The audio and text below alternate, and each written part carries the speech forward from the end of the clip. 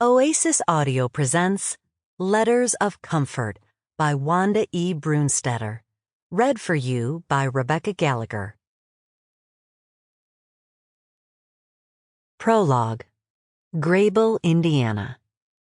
Holding a letter she had just received from her best friend, Eleanor Lapp, Doretta Schwartz leaned against the fence near her father's barn and read, "Dear Doretta, Vic and I received the invitation to your and William's wedding. Just wanted you to know that we plan to be there. It will be an honor for me to be one of your witnesses, and I can't wait for you to meet our sweet little Rosetta. Things are going well at our home here in Paradise. Vic is still in therapy, but he hasn't had a drink since his first session, and thankfully he no longer blames himself for his brother's death. I'm keeping busy with things at home and taking care of the baby, of course. I love being a wife and mother, and I'm sure that you will enjoy being a happy wife and good mother someday too. I must close now and get this letter in the mail. I'll see you soon, and then we can talk in person. These next few weeks will be busy ones as you and your family prepare for the wedding, but try not to work too hard. With love and blessings, Eleanor." Doretta smiled as she folded her friend's letter and slipped it back in the envelope. She could hardly wait to see Eleanor again and meet her little girl. And even more so, Doretta looked forward to becoming Mrs. William Lonaker, the man she loved and had promised to marry. She felt sure that nothing and no one could ever come between her and William. They were destined to be together as husband and wife. Chapter 1. Doretta stood in front of the bathroom mirror, staring at her reflection.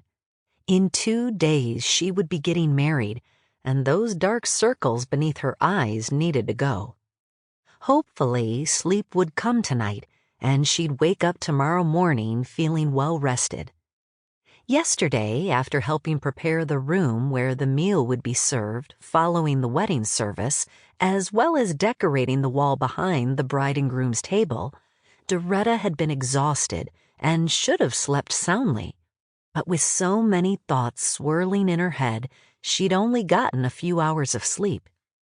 This evening, William would be coming by, and they would set their busyness aside for a few hours.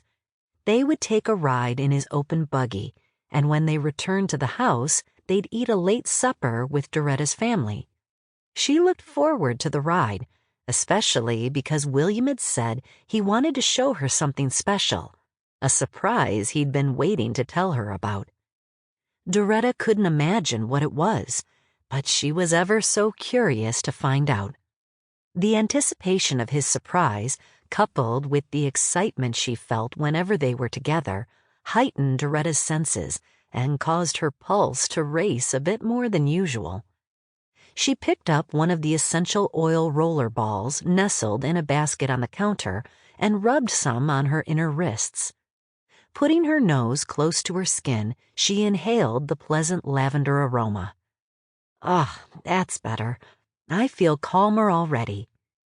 Doretta secured both sides of her head covering with a white hairpin and gave her cheeks a little pinch to add some color.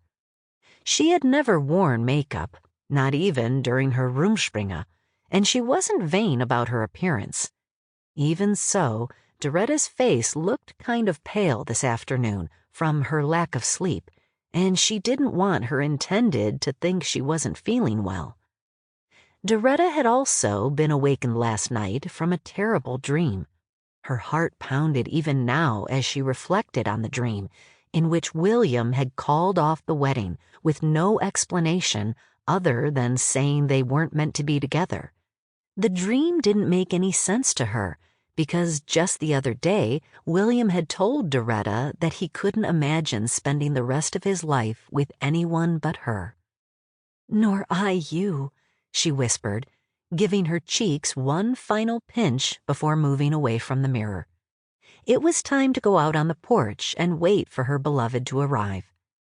Doretta stepped out of the bathroom. Sample complete. Ready to continue?